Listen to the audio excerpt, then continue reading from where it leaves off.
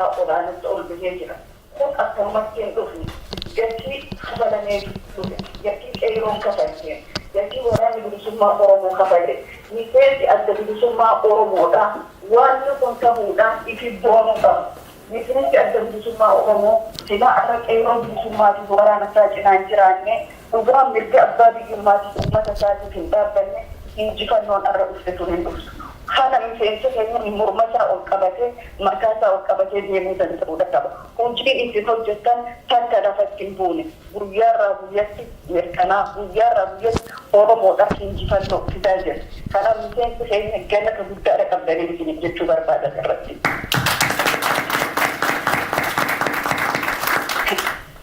Kanatti aantee haati arra keessa jiru biyya keenya Oromiyaadhaallee agarra. Oromoon lafee arbaan cabsan jedhan jalqaba sirneen aftanyootaa gaafa nu cabsu Oromoota baratanii kan baratin Oromoota fayyaaleeyyii wallaala Oromoo qabatanii akka goobanaa gaajjee Oromoodhaan cabsan jechuudha. Isa qofa odoo hin ta'in hedduutu ture.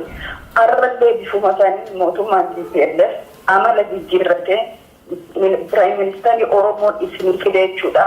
Nama dhiigaan ootee sammuun isaan ta'e ummata Oromoo dura kaa'e akka inni gowwoomsaa jiru ilaallee agarra. Ummanni keenya kanarra qaromuu qaba. Ummanni keenya kanarra hubannoo argachuu qaba. Ummanni keenya kanarra bayyanannoo qabaachuu qaba. TPLF, EPRDF fi aangoo waliin kan malee biyya san keessatti aangoon dabartee hin jiru. Wanni jijjiirame hin jiru. Dhumaatiin Oromoo itti fufee jira. Komaan poostiin ilmaan keenya fixaa jira. Oromoon baqachaa jira. Oromoon ajjeefamaa jira. Oromoon guyyaarraa guyyatti hidhamaa jira. Kanaaf kan qabsoofnuuf jijjiirraa hundee sirna gabbonfataa buqqaasuudhaaf Oromiyaa irraa malee uummanni Oromoodhaa aangoo tokkorraa tokko deebisu qeeroon bilisummaa Oromoo dhiiga isaanii gannaqaniif TPLF, EPRDF aangoo walitti jirsuu otoo hin ta'in giraafiin uummata Oromoo bu'uuraa hiree murteeffannaa uummata Oromoo abbaa biyyummaa Oromoo mirkaneessuudhaaf warroonni gadi jiru jedhanii yookaan namoonni gadi kan addiin laaftuudha. Oromoon bilisoomte Oromoon ministarummaa harkatti Oromoon kana OPDOon takka aangoo dhabdee hin beektu. OPDOon takka garaa siimali Oromoodhaaf yaadde hin beektu. San keessa sabboontoonni ni jiru ni jiran hin haatu. Sabboontoonni jiran san waa hojjechaa jiranii ifaa wal hojjechaa jiran. Garuu OPDOon akka dhaabaatti dhaabatii TPLF akka dhaabaatti takka aangoo dhabdee hin beektu. Ummanni keenya miseensonni keenya jabaannee yoom daran haalli itti deemu haala ulfaataadha. Yoom daran jabaannee wal qabannee obsa qabaannee murannoo qabaannee haganuu hafe kana tarkaanfachuu danda'utu nu kan jira. Kanarratti goonu tokko wal quba qabaachuudha. Lamada miseensa keenya hiikisaa ta'uudha. Miseensa hoggaa qilleensi dhufu shoora kaa'u hoggaa gara mana qilleensi achi fiigoo otoo hin taane miseensa kaayoo dhaabbateef ittitee jabaate akka sibiilaa qabatu. Maaliifin kana jedha qabsoon akka teempireecharaati. Guyyaa tokko gabbuuti guyyaa tokko ol kaasa. Riphee lolaan haala yeroo eeggatee lola. Akkuma ifii fedhe deemee loluu hin danda'u. Haala laallatee bifa itti lolu laallatee bakka loluu laallatee.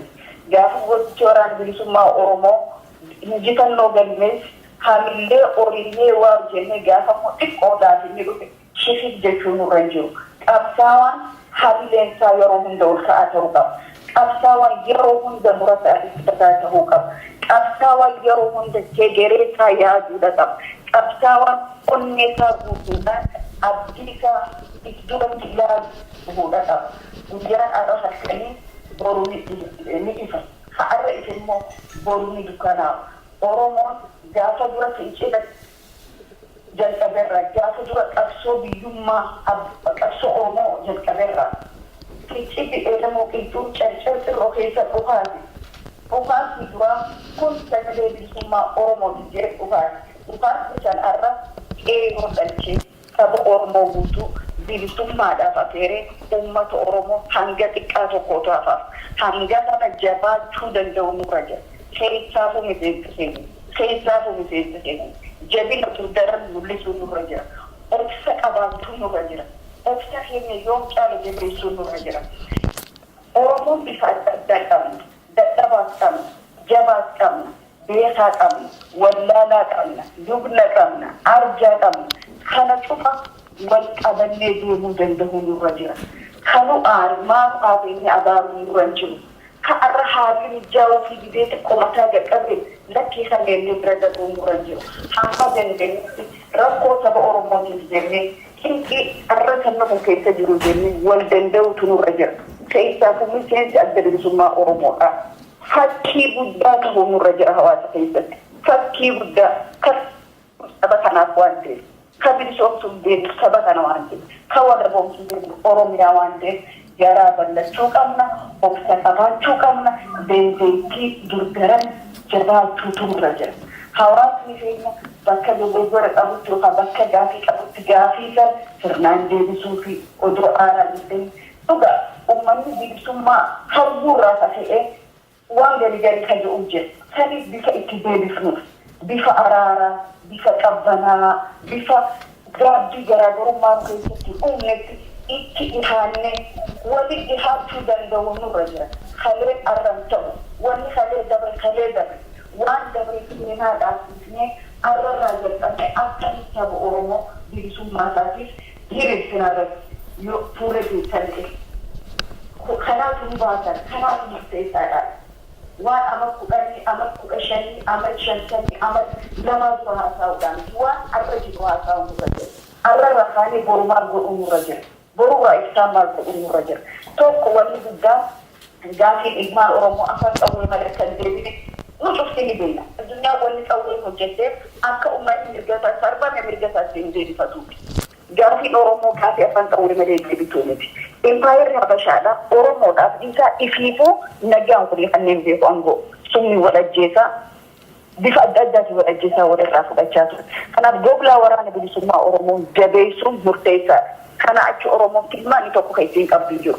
Filmaanni karaa nagaa silaa jiraate goottan ilmaan Oromoo warri amma dura karaa nagaatiin Itoophiyaa dimokiraateessina jedhan karaa nagaatiin biyya tana tajaajila jedhan warricha Haayilee Fidaafaan arrablee qabrii isaanii bakka taate namni beeku jiru.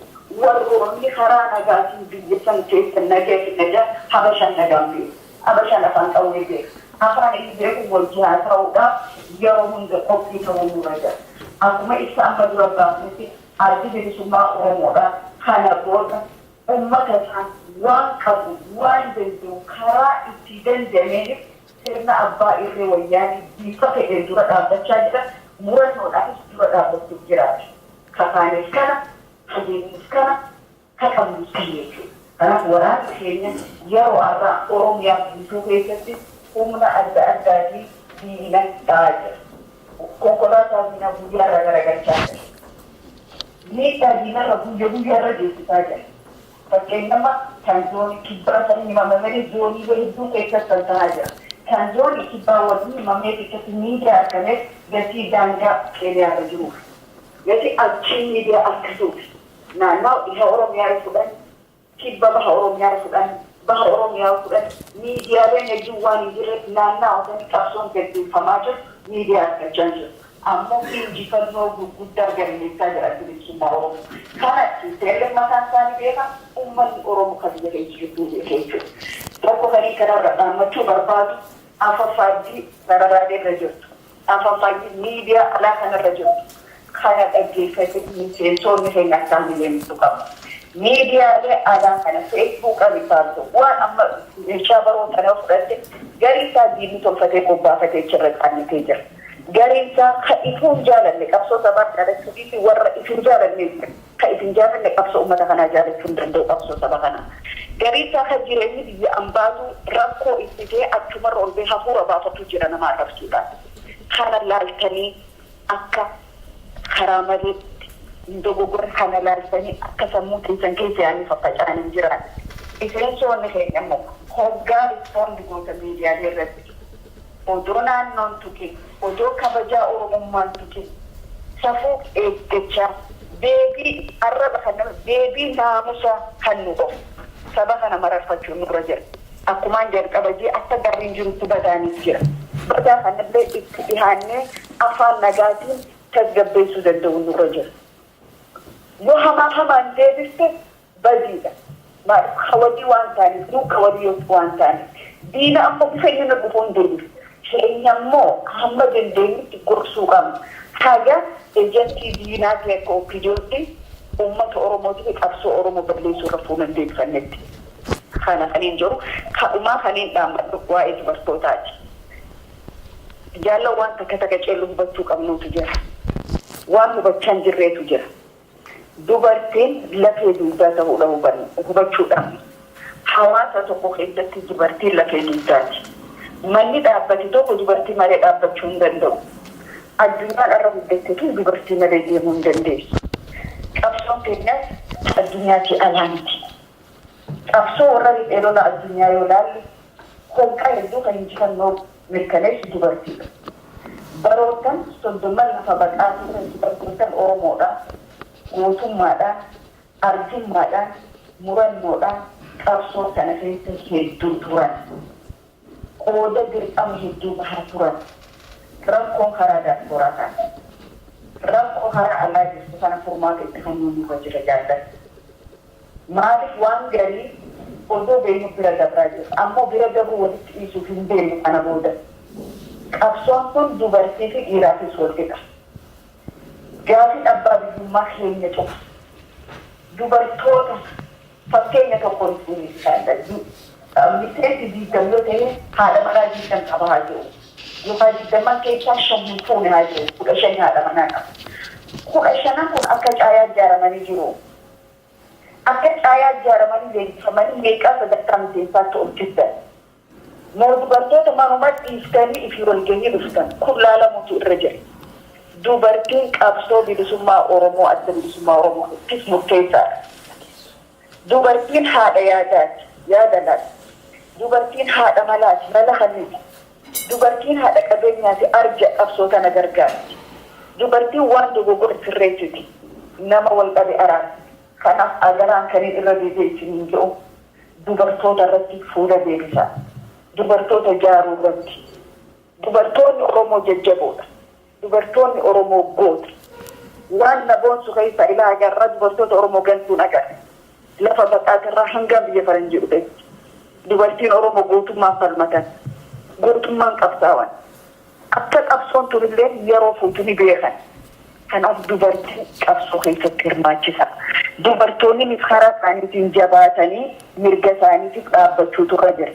Har'a Oromiyaa keessatti yeroo har'aa dubartoonni keenya bakka adda addaa qalamaa jiran. Dubartoonni keenya bakka adda addaa gudeedamaa jiran. Dubartoonni keenya mana hidhaa adda addaa keessa murtii du'aa eeggachaa jiran. Dubartoonni keenya ganamaa gargar toorchi tahaa jiran. Qaama dubartoota kanaa taane, dubartoota kanaa taane, sagalee dubartoota kanaa taane qabsoo bilisummaa keessatti sagalee keenya dhageessisuudha qabna. Kanaaf kana irra deebi'een adaraa isiniin jaammadhe, irra deebi'een isin dhaammadhe. Isin dhaammattu qofa osoo hin ta'in sooloo isin jala bu'een isin gaafachuu illee jiraata. Kanaaf dubartoota nu jajjabeessaa isaanis akka jajjabaatan karaa rakaayaa fayyaa tahaa horaa bulaa gadaan gadaa fi xumura gabrummaati injifannoo uummata Oromoo haa jajjabaannu.